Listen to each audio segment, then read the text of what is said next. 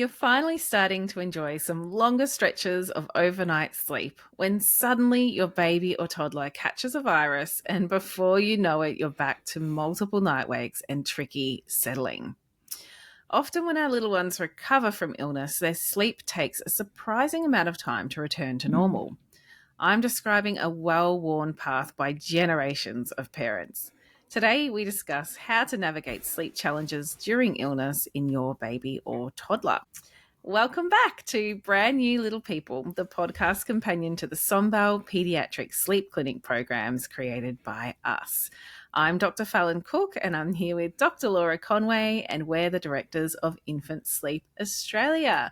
Laura, it's been a couple of weeks. We had a public holiday last week, and you've been unwell as Yeah. well. It's all Yes. been happening. Oh, it has. And it has, yeah, honestly, these bugs that are going around just really cutting people off at the knees, I think. And Yeah. yeah, I just got absolutely floored. And had to unfortunately reschedule some of my clients last week. I did limp through some appointments with existing clients who were beautiful, so lovely and understanding as I croaked through the appointments. Oh, But yeah. yeah, it's really hard, and every time one of us does get sick, Fallon, I think we uh, yeah, just have a moment of thinking, yeah, it's really hard when we're so often hearing from families that they are sick, or the parents are sick, or the little ones are sick. And when you Mm. have the personal experience and seeing how it impacts your sleep and how you're feeling during the day, it's just like a reminder that, yeah, it's really very hard. And Yeah, it sickness does is. impact the whole family. Yeah, Mm. yeah, it really does.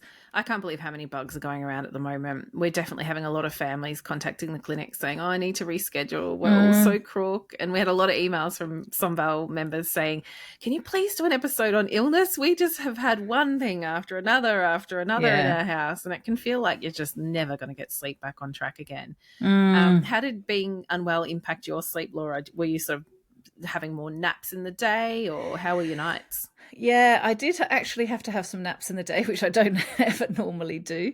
And then, of course, I found that it was impacting my nighttime sleep, because then I knew full well that it was going to be taking the edge off my sleep pressure. And Mm, so then I did find it a bit harder to fall asleep, but also because I had sore throat and blocked nose, and yeah. just waking up in the night needing to take more pain relief when it had worn off. And then because I was taking on so much, making sure I was drinking so much to keep my fluids up, that meant that I needed to get up more in the night to use the toilet. So yeah, and then that makes you tired during the day, which means that you need a nap, and then round and round it goes. Yeah, so Yeah. felt a bit more sleepy in general, and yeah, my nights were more fragmented. So that is what would be happening to little ones as well when they are unwell. Yeah. Mm. Well, why don't we dive into that? So, why does illness have such a big impact on sleep for our little ones, our babies and our toddlers? Mm. Well, when we are unwell, we need more rest, and often Mm. more sleep too. So we need to give our bodies time to fight the nasty bugs that have entered our bodies. And that takes a lot of energy to do that. And we simply have to rest in order to ensure that our bodies can fight the lurgies. Mm. Yeah. Yeah. And I think, as you've sort of mentioned as well, for babies and toddlers, they have this really strong drive to just get a bit more day sleep. Often they're just not as active as they usually would be. And that can really have that flow on effect into the nights, like you described, where it can just take you longer to fall asleep in the evening. But certainly for babies and toddlers, often they will start to wake up a lot at night, not just because of the increased day sleep, but also just they're feeling uncomfortable. There could be Mm. pain, maybe they've got a fever. They're just wanting, that bit more sort of comfort and contact. Mm. Yeah. Mm. And when we are feeling miserable, and particularly when babies and toddlers are feeling miserable, it's normal for them to want more comfort. And it's normal for parents to want to give their sick children more comfort. And so sometimes what we Mm, find is that babies who previously were falling asleep in their cot with minimal support, they suddenly want to be held or rocked to sleep, for example. And mm, that's quite a normal thing to happen. And you'll never, ever hear either me or you telling families that they must not offer that support to their sick children, because we do, children definitely do need more comfort when they are unwell. What our job as parents is to ensure that we help protect the sleep that they are having, making sure they get more rest, and just knowing that this is it's a bit of a roller coaster that we need to ride, and help our little ones get out the other side. mm. Well, even as adults, we like to have more comfort when we're unwell. Like Mm, it could be that we, get a hot water bottle or use the electric blanket, or we mm-hmm, want, hot soup or a mm-hmm. back rub. Like, Yeah. even as adults, we like that increased comfort and touch. So it makes Mm, sense. yeah, it Mm. does. Yeah, and perhaps what we could be thinking about now, Fallon, is if we're giving some advice to parents of babies who have mild viruses like head colds. Kind of what would you recommend for keeping their sleep on track? Yeah, so really mild viruses are really common. Like babies and toddlers are going to pick up a lot of them. Mm, And when they are really mild, so there's not sort of a fever, there's no vomiting, like it's just a sniffle, a bit of a cold. Often things don't need to change a lot with settling. And the reason I say this is because I've seen my share of families in clinic who the minute the baby or toddler has a head cold, they completely sort of throw out the window whatever settling they were using mm, previously, and they'll bring that baby or toddler straight into their bed. And so some parents will panic at a very mild symptom, and they'll go to, they might revert to co-sleeping, which they might have worked really hard to actually reduce mhm, previously. So if it is really mild, the cold that, or illness your baby's got or your toddler's got, just pause for a moment and just see if you actually need to change anything about mm. how they fall asleep. Because if it's mild, often babies and toddlers are like, I'm not feeling well and I want to go to sleep, so get out of my space, please. I'm actually fine here. You don't need to Yes. panic, mum and dad. So sometimes we can just pause and see how they go, and sometimes they just don't need a whole lot of extra support. But what I would say is if you're thinking, okay, they are needing some more support to fall asleep, then start really small and gradually increase that support until you find that point that, that's working, I suppose. Mm, So yeah, it's not taking a baby who normally sleeps in their cot and putting them straight into your bed and starting co-sleeping. It might be that yeah. if they're unsettled and not feeling well, that you go into their room and you sit there while they fall asleep, and maybe you do some shushing or humming. And then if that's not comforting for them, it might be that you do a gentle back rub, or maybe you give them a slow pat. So you're sort of Hmm. building up the amount of support just to find how much support do they actually really need to fall asleep. Because it might not be that they need to be brought into your bed or to be fed to sleep or driven around in the Mm, car or any number of things. They might actually be okay with something a bit more light touch. And that can just make it mm, easier to keep sleep. When they're in a familiar sleep environment, they're likely to get the best sleep possible. So when they're unwell, mm, if we can keep them in their sleep environment, that can really help. And that probably brings me on to my next point is if your child is so unwell that you think, I really need to keep a very close eye on them, rather than moving them out of their sleep space and into your bedroom, for example, always think about you being the one who goes to them, because mm, their normal sleep space is what they're used to. They're probably going to get their best sleep there. You could set up a spare bed in the nursery if you need to, mhm, be close by and keep an eye on them. And that's definitely what I would suggest over bringing them into your bed, especially if they're having a respiratory illness. mm. We want them in the safest space for Yeah. sleep, especially when they are a little bit snuffly. Mm. Yes. Yeah, I often talk to parents about building a scaffold around their baby's sleep Mm. when their child is unwell. So the lowest level is offering any pain relief that or other medication that your child needs. The next step is adding in a little bit more sleep. Do they need more daytime rest? Do they need to go to bed a bit earlier? Do they need to sleep in a bit longer in the morning? And then we're thinking about what extra support do they need to fall asleep. So yeah, always starting low. And as you say, Fallon, just seeing how much extra support they need. So you don't necessarily need to go to the top level of that scaffold. Yeah. Straight away. It could be that actually all your baby does need is their back rubbed as they go to sleep. And then that's going to be much easier to come back from once they're better. So you just want to build the scaffold up around your baby to just the level of extra support that they need when they're unwell, and then start to dismantle it once they are better, so you get back on track more quickly. And what do you suggest to families where their baby or toddler might have a more serious illness, like maybe they've got a fever, they've got rashes, they're vomiting? I mean, obviously, first thing is check in with your doctor, Yes. check that they are okay. But when it comes to sleep, what would you tend to suggest? Yeah, so definitely keeping a close eye on them. They're likely to need much more comfort than usual. And so setting up a spare bed in the room with them if they're in a different room. If they are in a cot in your room, then pushing the cot closer to your bed so that you are right alongside them, so that you can listen to their breathing during the night, make sure that they are well. They are obviously unwell, but making sure that they are staying safe during the night. And knowing that they will wake up more often overnight because they are unwell, but also because depending on what level you've gone up to of that scaffold, and if they're really unwell, it may be that you're actually holding them to sleep in your arms and then popping them down onto their own sleep space.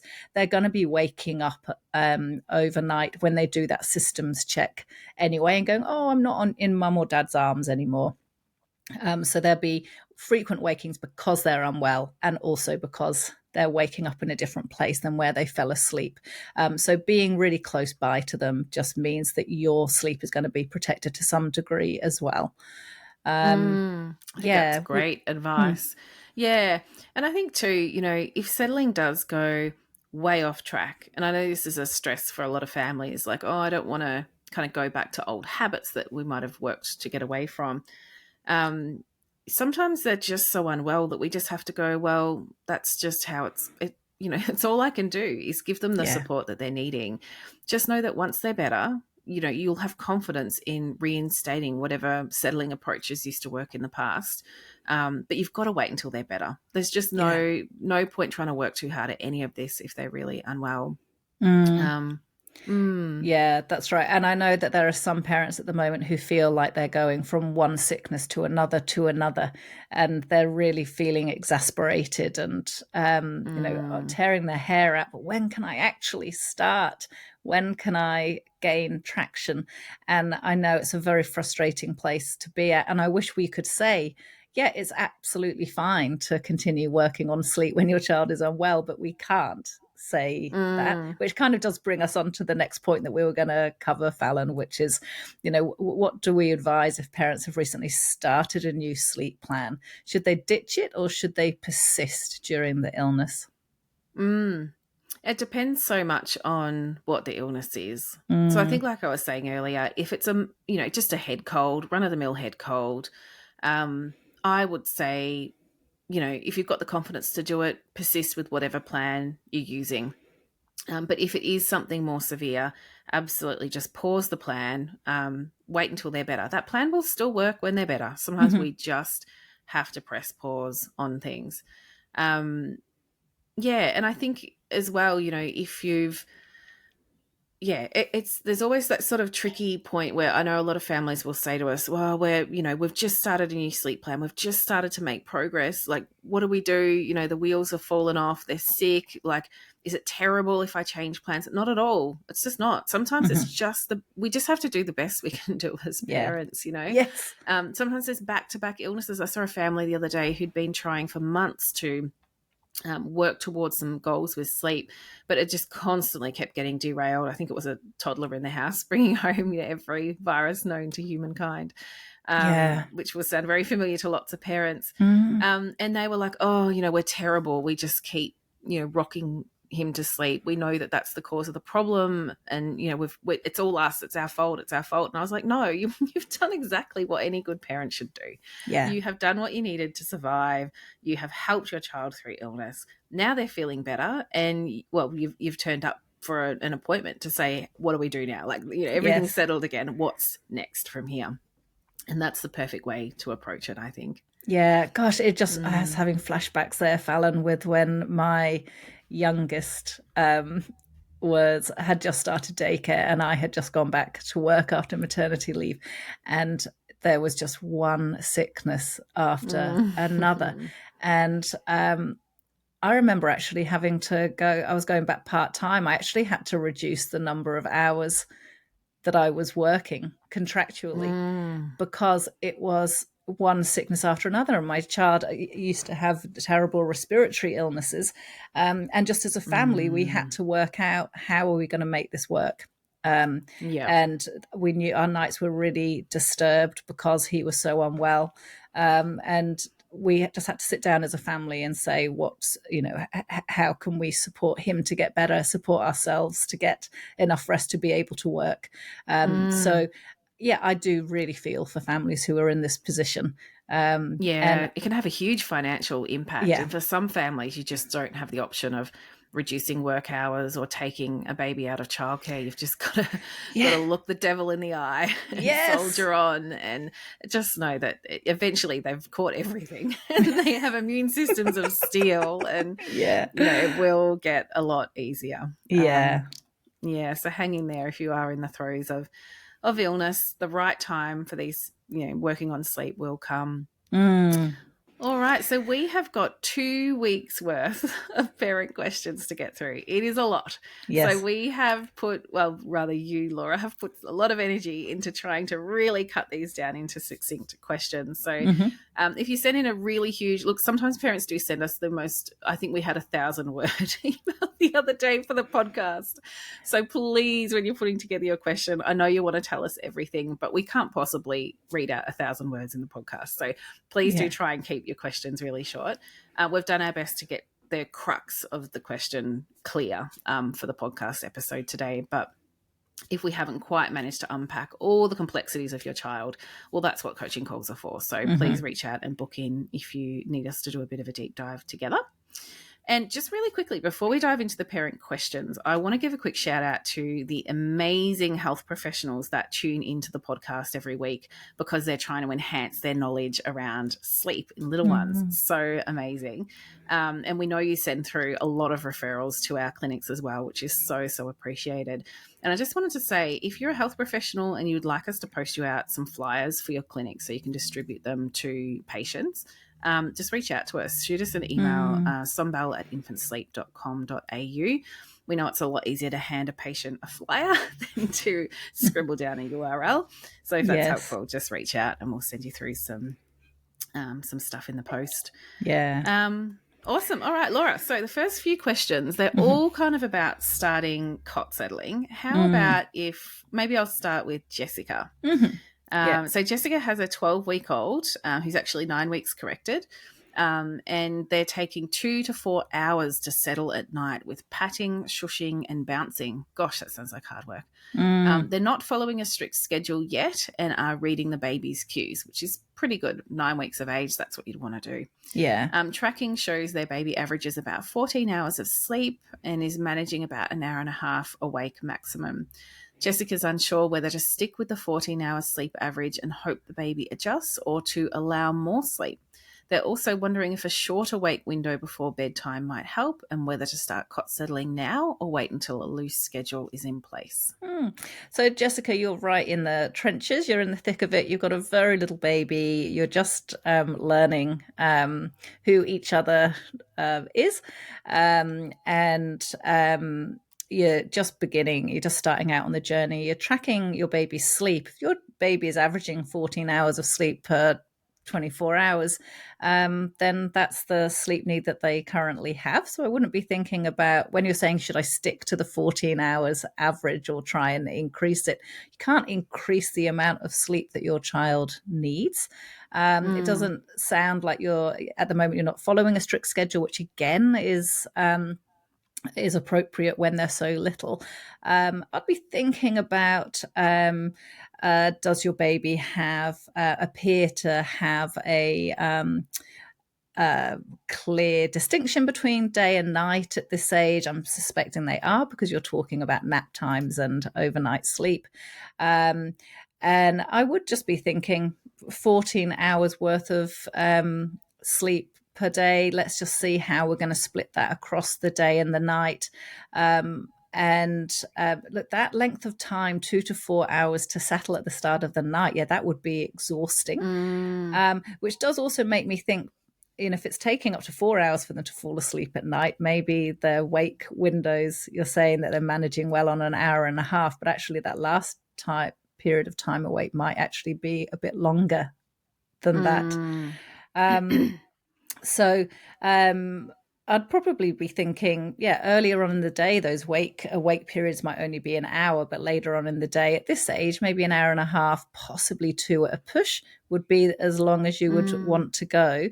And just working on in the early evening, bringing stimulation down low, having the house nice and in dim light, having some calming music playing, ensuring that you're trying to stay calm as much as possible at bedtime, swaddling your baby, listening to some music in headphones to keep yourself calm whilst you're patting and shushing your baby, and beginning to be really a little bit more consistent with the settling approaches that you're using at this age. So perhaps you could look at beginning to reduce the bouncing and just looking at just the patting and the shushing in your arms, and knowing that you can be right in the middle of the peak of crying as well at this point. So if you have a partner, thinking about swapping in and out with each other so that you manage to stay calm at bedtime. Would you add anything else to that, Fallon? I'd just say at 9 weeks of age, focus on a similar bedtime, a similar wake up time. Look at, if it's 2 or 4 hours to fall asleep at bedtime, then pick what average time they usually fall asleep and start to settle them at that time. And think of cot settling as being something to practice. You don't have to be super rigid, just practice it when you can. Maybe at bedtime it's just too hard, but at other times in the day it feels easier to practice. And that's about all I would suggest really working on at such a young age. Just know it's going to get a lot better soon, Jessica. It is tough. Michelle has a toddler, 22-month-old, who naps for 2 hours a day and then sleeps from 8 until 7 overnight. Michelle says that cot settling is still a work in progress because her toddler has a strong feed to sleep association and also experiences separation anxiety. Now, Michelle's main question is about planning. They're going away on a trip where there's going to be a 2-hour time difference, and that's just in a month's time. So they're not sure whether they should work on cot settling now or wait until after the trip. After the trip, 100%. I would wait until after the trip, because when you're traveling, it can be really handy to do a feed to sleep. If there's separation anxiety, they're not going to want to be sleeping too far away from you either. So you'd want to keep that porta cot close. I'd just wait till after the trip. I think that's a nice, easy answer. Yeah, definitely. Morgan has an 8.5-month-old baby and Morgan would like help to move away from feeding to sleep, co-sleeping and contact naps, which they've been doing for the past 5 months.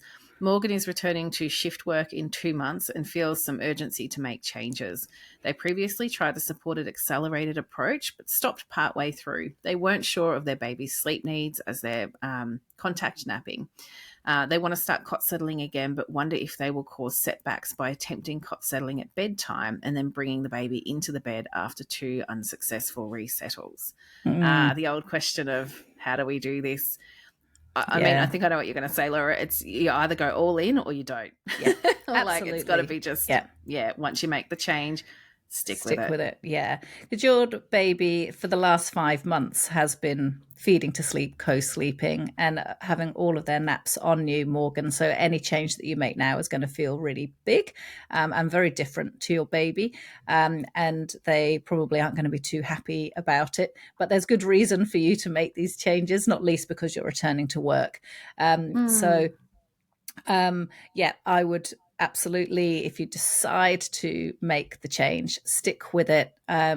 Don't resort to co-sleeping during the night. They're so clever at this age that, yeah, if you change what you do, they just go, oh, okay, if I get really, really wild, like things might change. And often we just see a big escalation in crying. So definitely be consistent, but definitely work on the daily rhythm before you make that change. Doesn't Yeah. matter. Just track whatever sleep they're doing, even if they are contact napping, track that Yeah. sleep. It's going to give you the average. And I would say in a tricky case like this, where there's a big change to make, work on the new daily rhythm for a week, really strictly, really let that sleep pressure build before you go to make that change. And it will help that change to be, it's still going to be hard, but it'll be much sort of a smoother transition. Often they adapt much more quickly. Yeah. And you can also think about stopping the feeding to sleep first if you want, and just cuddle them to sleep and do everything you can first to stop the feeding to sleep, and then move on to the cot settling after that. So daily rhythm, stop the feeding to sleep and use any other patting, bouncing, cuddling, and then move on to cot settling. Or you can do both of those two things, the stopping feeding to sleep and cot settling at the same time. Good plan. I like it. Okay, our next questions, we've had two people write in who they're both using the slow fade approach, and they have questions about restarting when they've previously stopped using cot settling. So Dana has a 5-month-old, and they have recently stopped breastfeeding to sleep, which is great, and they've built in other sleep associations like white noise, shushing, patting, gentle rocking, whilst continuing to co-sleep. Now, Dana wrote in to say that they'd attempted the second step of the slow fade approach just once, and they did it for just 5 minutes. And after that, they fed their baby back to sleep and returned to co-sleeping. And on that night, they found their baby woke more frequently than usual.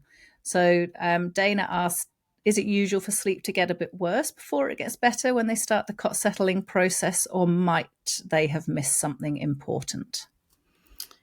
Definitely when we change how we settle babies for sleep, sleep can feel worse at first. When you change anything, really, with babies, things Including their often nappy. get, like anything, can just, cause a bit of a change in their behavior.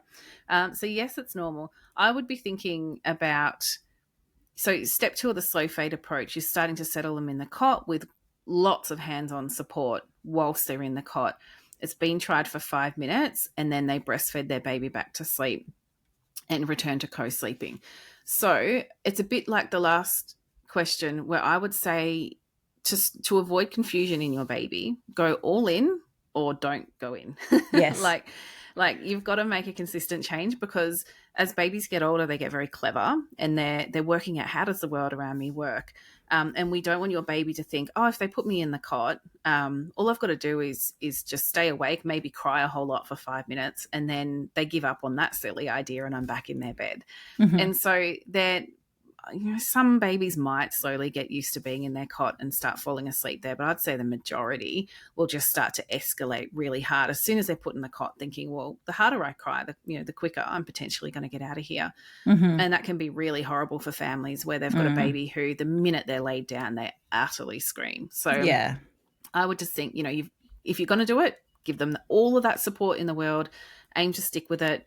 Definitely pick them up for breaks, give them cuddles, help them calm, but then it's back to the cot. If you're deciding to make that move, just make the move and stick with it for every settle, so that it's not confusing.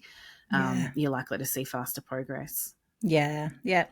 Okay, and our next question is from Eleanor, and she also wants to transition away from breastfeeding to sleep and co-sleeping, but she's finding that her baby startles awake and cries inconsolably upon being transferred to the cot, even when she's fast asleep in Eleanor's arms.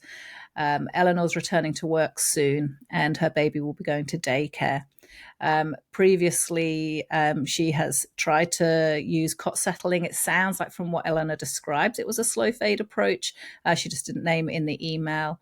But she found that because her baby woke up every time she was placed into the cot, she was feeling really lost about what to do next. So yeah, I think it's similar theme, isn't it, Fallon? That it's really tough, and some babies are really sensitive. So for Eleanor's baby, some babies will even it's like they hover in light sleep because they know that you're going to try and put them in the cot, and they don't want to go in the cot. So they hover in light sleep. The minute we go to place them down, they spring awake, and we're back to square one with settling again. And it's really, really, really tricky. Eleanor, I'd definitely be reading through the Sombel chapter on the psychology of sleep, so really understanding what that experience is like for your baby as well. And then what I would say is, if you can't put them down asleep and have them stay asleep, then it really comes down to putting them down awake and helping them fall asleep in the cot. I would say that's you might have liked to have done it that more gradual way, but sometimes our babies just say no. No, yes. I'm too sensitive to that. That's not the right fit for me. So sometimes parents want to do something, but then the babies are just not on board with that at all. We have to think, well, what does my baby need? So if your baby's very sensitive, I would be not trying to get them asleep in arms and then put them down. If that's not working, I'd be thinking, okay, I need to put them down in the cot before they're asleep, give them all the hands-on support, take lots of breaks if you need to, but keep persisting with that until they're asleep. And after a few settles, they'll just expect to fall asleep in their cot, and you're over that crucial, tricky hurdle. But it just takes that real commitment. And I fully understand some parents aren't ready to do that. They're finding it too daunting. Sometimes we just wait for the right time when we are feeling really really ready to persist with those changes and to support our babies through it. It might mean getting some help from family or friends with settling, or booking in for a coaching call is also a really good idea if you want to think about making sure we've really optimized sleep pressure so that we have the easiest possible time with those changes. Because some babies are just so sensitive. They just need very, very careful thought around how we make those changes. Yeah. And Eleanor, there's if you do look in those, or when you do look in the module on cot settling approaches, read through the variety of approaches that are there, and know the case that studies and the case study. Yeah, absolutely. Good point, Fallon. And know that it's not, Sombel isn't just one approach. There are a number of approaches. And so have a read beyond the one which was your preferred one. And then look to see, of the other ones listed, which of those feel manageable for you. Read the case studies, listen to more of these podcast episodes as well. We've got a lot of episodes on cot settling, and also all the modifications in Sombel as well. There's lots of modifications in there, so that if you've got a baby that's a little bit like this little tweak might help the process to go more smoothly. So yeah, definitely explore some of those. Yeah, awesome. All right, we have Lauren, who has a 19-week-old. 19 weeks. How many months would that be, Laura? I have to do the maths in my head. 4.5? Yeah, nearly 5? Just nearly 5, yeah.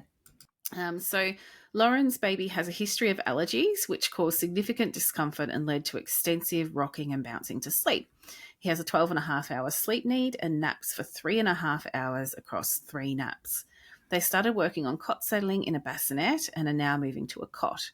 Their baby only manages 20-minute naps in the cot and does 1 3-hour stretch at night when placed down asleep, but otherwise wakes every hour. What can they do to increase the sleep duration? Okay, so Lauren has probably got I would imagine, and having had a child with allergies, and you were the same too, Fallon, you've gone through the ringer. And you have gone through experiencing really intense crying that's been linked to pain. So it can be very hard to, even once those problems have been resolved and you know that your child is no longer in discomfort, it can be really hard to listen to any form of crying because you almost have PTSD from that terrible time in the early days. So I would be thinking through again which of those cot settling approaches is going to be the right approach for you. It sounds like at the start of the night you're holding your little one to sleep in your arms first and then putting them down into their cot. Yeah, you've got this added confounder of moving from the bassinet to the cot, which is perfectly appropriate at this age because that's when most babies do need to be moved out of a bassinet for safety reasons. Mm-hmm. So one of the ways that we do increase the sleep duration is to work on supporting a child to go to sleep independently in their cot, so that when they come up into light sleep and they do that systems check, they see that nothing has changed since they went to sleep. I would be thinking which of those approaches is going to suit you best, Lauren. Pick one of those, start to use it at the beginning of the night, and then use it overnight to resettle your baby when the baby's waking and isn't due to have a feed, and then using it for the naps, because once a child can go to sleep, start to do longer stretches overnight with lower sleep pressure, because it sounds like Lauren's baby is doing 3 hours of deep sleep and then is waking up finding it harder to maintain his sleep in the lighter sleep stages. Once your baby is able to do those longer stretches overnight and has that practice of doing the longer stretches overnight, they're more likely to be able to link their cycles for their naps as well. So you might start to find that the nap duration increases during the day as well. Did you have anything else to add, Fallon? Just that it can be confusing if you hold your baby to sleep, put them down at bedtime, and they do a big long stretch. It can feel like, oh, well, how they fall asleep mustn't be the problem. But actually, Yes. babies will have a big, long, deep stretch of sleep at some point in the night. Usually it is at the start of the night, and that's where we want it to be. And it won't matter how you necessarily settle them at bedtime. They probably will have a few hours of sleep in a row before they start to come up into light sleep and do that systems check. So, yeah, absolutely. I would say go all in on the cot settling with whatever approach you choose, because, yeah, nights will improve and then naps will improve and it'll all come together. Amazing. So, nap transitions was another hot topic with parents. I'm aware we've got so many questions to get through, Laura, so we're going to whiz through these. Lauren and Nick have a 7.5-month-old who transitioned to 2 naps a day a fortnight ago. Since then, their baby's been waking every 1.5 to 2 hours overnight and needs resettling, whereas before they were sleeping for a 7-hour stretch followed by 2 or 3 wakes before 6:15 a.m. Their sleep duration has reduced by an hour too. Their baby self-settles at bedtime. They are wondering if they drop the 3rd nap too soon, if it's common for babies to self-settle but struggle with resettling overnight, and if they should aim to add the lost hour back into total sleep somehow. Okay. No, I wouldn't be trying to add back in that lost hour of sleep. I think that it's probably not lost. It's just simply your child's sleep need has changed and has reduced. So I would be reassessing the sleep need and seeing what it is now, and maybe wake up needs to be brought a little bit earlier, bedtime a little later, for example. Sleep needs do reduce over time. And so we're not trying to get a 7.5-month-old to continue to sleep the same amount that they slept when they were 4 months old, for example. It just doesn't work like that. It's like trying to keep them in the same clothes. We have to adjust to changing sleep needs. At 7.5 months, that's a perfectly reasonable age at which to drop down to 2 naps from 3 naps. So I wouldn't be worrying that you've dropped it too soon. I think that probably your baby simply has had a change in sleep needs and their sleep profile. So I would persist with the 2 naps and not think about reintroducing a nap at this point. And I think probably just tightening up that daily rhythm in line with the current sleep need is going to help reduce the number of wakes overnight. So your baby should go back to doing those longer stretches like they previously did. Yeah, when they can self-settle but they're not wanting to during overnight wakes, it usually does come down to timing, just needing a few tweaks, doesn't it? Yeah, it does. Our next nap transition question has come from Katie, who has a younger baby, 6.5 months old, who only naps for 30 minutes at a time, so a little cat napper. So Katie recently tried to move her baby to 2 naps a day, but then her baby only had an hour total daytime sleep and started having more wakes overnight. But Katie says that she's found that when her baby has 3 naps a day, she actually sleeps really well overnight. So she wants to know, should she persist with the 2 naps or should she revert to 3? Yeah, I would revert to 3. That's really good evidence, Katie, that 3 naps is still working really well for your baby. So, yeah, I would revert to 3, and then you might find in another few weeks, it's time to go to 2, and that she'll manage it better then. So, yeah, I think stick with 3. It sounds like it works pretty well. Good. We've got some questions about early rising. Kim has a 7-month-old baby boy and has noticed habitual early wakes around 4 a.m. over the past 4 days. Kim is looking for guidance on how to troubleshoot these early wakes. He has 2 naps a day, is on 2 meals, and the room temperature is fine. This idea of habitual waking I find really interesting. I know a lot of people talk about that. I think it's got a lot more to do with timing and but anyway, what do you think, Laura? Yeah, look, it's been 4 days, so it could be that maybe your little one is about to come down with something, for example. I'd be always looking to see, is this something that is persisting? So if you're continuing the same daily rhythm, nothing else has changed, your baby's begun to wake up at 4 a.m. for a few days, just wait to see. I wouldn't change anything immediately. I would wait for at least a week to see if it's hanging around. And before I would even count it as habitual or a new behavior, because it could be that something else is happening. But if you find it has been more than a week and your baby hasn't come down with any illness, is mostly fine in himself, then I'd be looking at making some changes to the daily rhythm. And it may be that he's already on 2 naps, so we wouldn't want to be reducing the frequency of the naps at this point. 2 naps is perfectly fine for a 7-month-old, but perhaps looking to ensure that not too much of that sleep budget is being used up during the day. One of the things you could think about doing is if the second nap of the day is quite long, looking to, and then that means that it's pushing close to bedtime, just looking to reduce the duration of that second nap, or making sure that there is, depending on what your baby's sleep needs are, but 4 hours perhaps awake before the start of the night to help build that sleep pressure so that your baby can maintain their sleep until 4 in the morning. And beginning to, in consultation with your nurse, you're probably having an MCH check around this age or maybe next month, just ensuring that you're continuing to introduce solids at an appropriate pace in the daytime, so that we can rule out that he's waking hungry at 4 in the morning.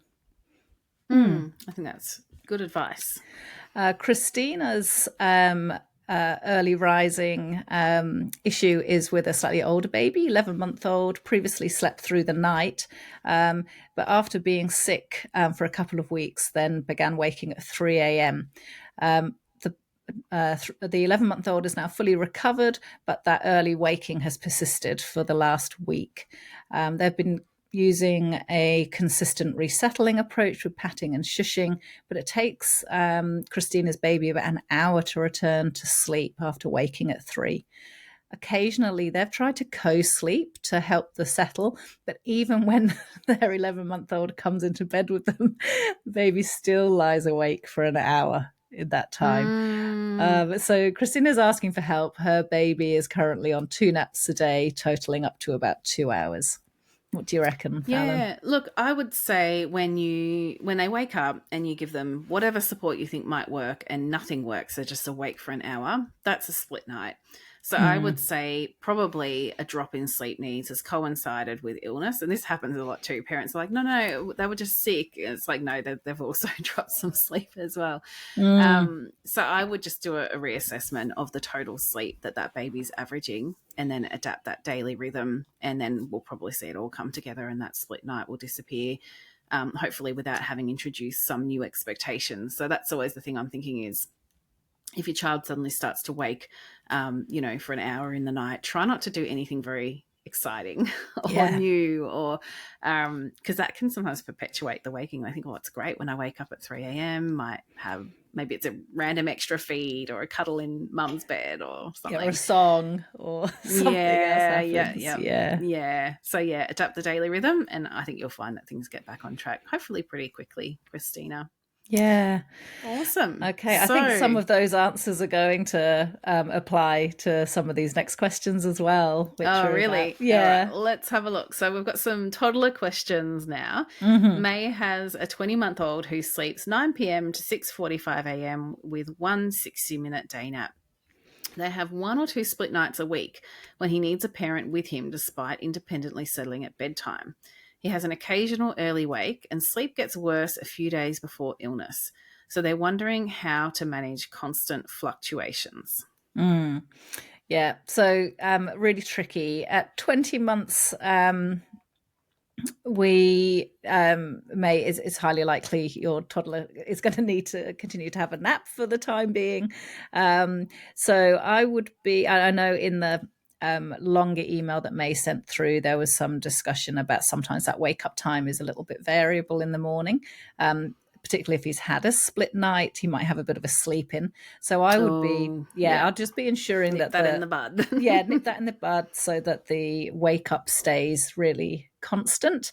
Um, and that when the day starts at a consistent time, despite what's happened overnight, it does just help the body clock and the circadian rhythm really just know when the day starts, and it helps the rest of the day fall into a more predictable daily rhythm. Sometimes, if the occasional early wakes start happening more frequently, it may be that 6:45 is just a little bit too late for your child, and they may actually want to be waking a little bit earlier in the morning. It's quite common for toddlers to start the day from around 6. So have a think about whether 6:45 is happening most of the time or not. If it's more like 6:30 or even 6:15, then I would be saying, well, that's your new wake up time and stick with it. Mm. And with the 60-minute nap, yeah, just again having a think about whether your toddler has how long their sleep cycle length is. If it's a 30-minute sleep cycle, in general, you could reduce it to one sleep cycle. But if it is 45 to 60 minutes, then just there's not much you can do about that nap duration at this point. It's really just ensuring that bedtime and wake up are reasonably consistent.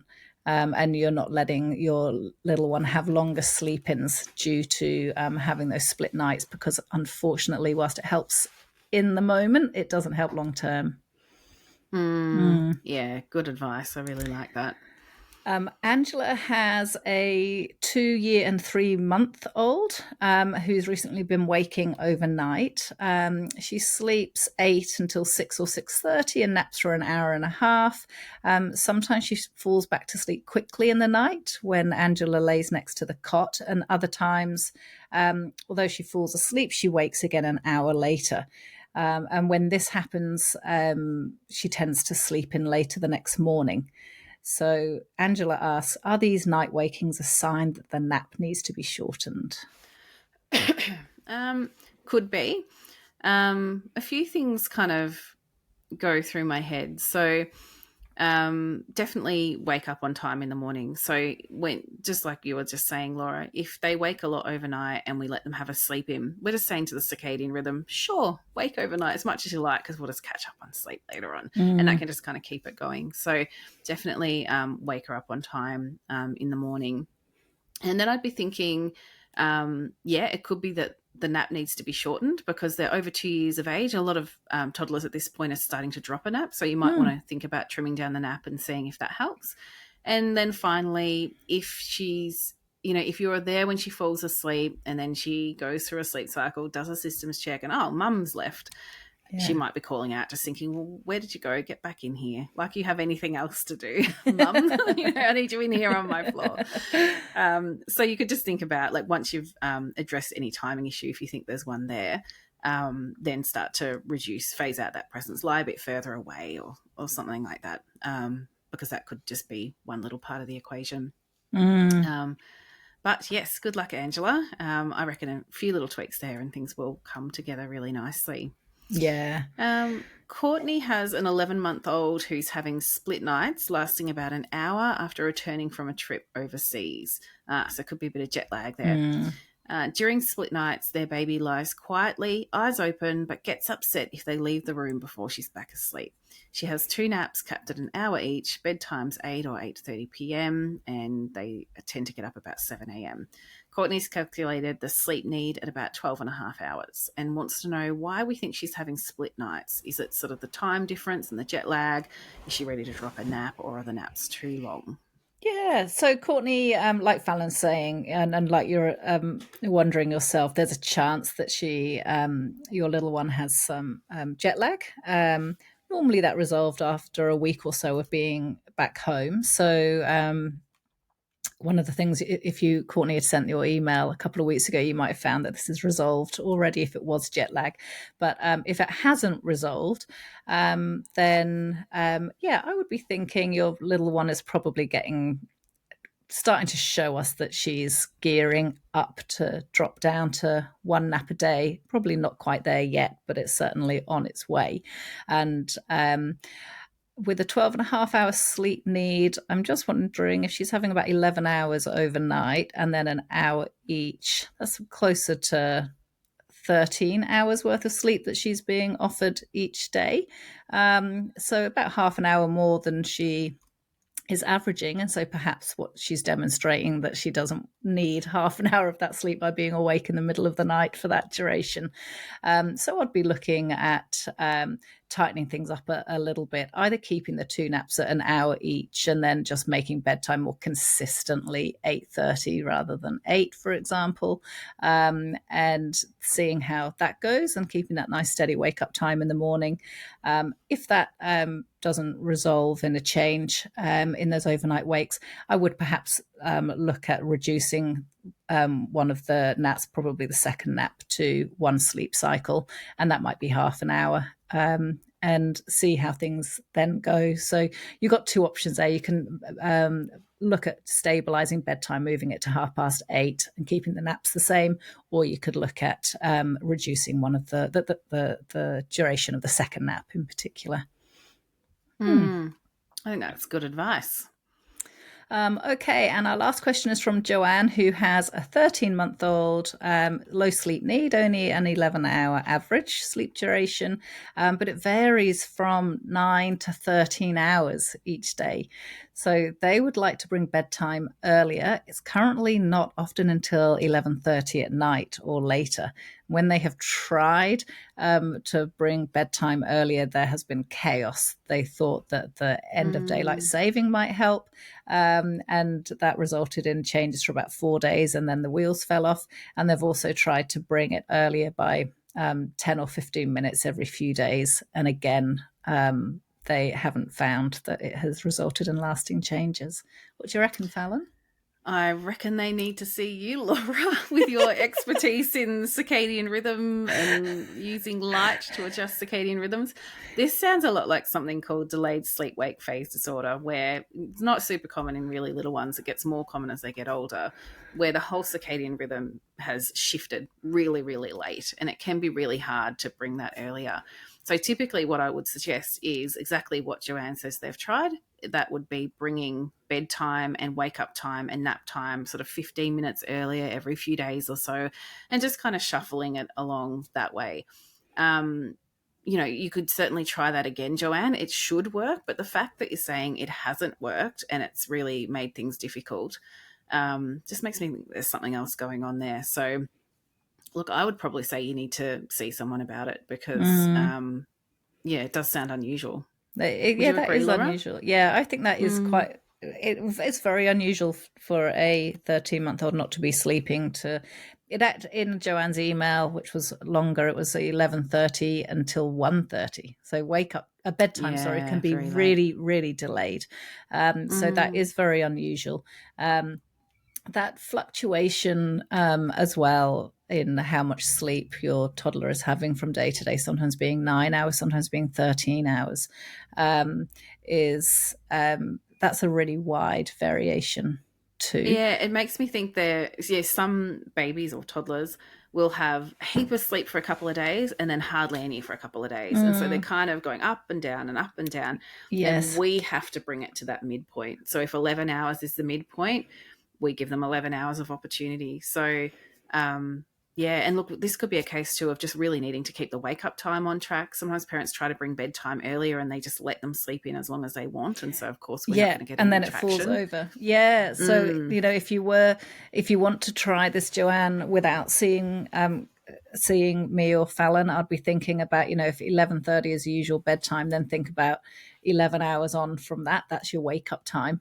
And then starting from that's your starting point, and then you bring wake up and bedtime earlier in 15-minute chunks every few days. Yes, but you'd have to account for day naps. So 13 months old, allow for one day nap in there. So whatever you've got left out of that 11-hour budget after the day nap.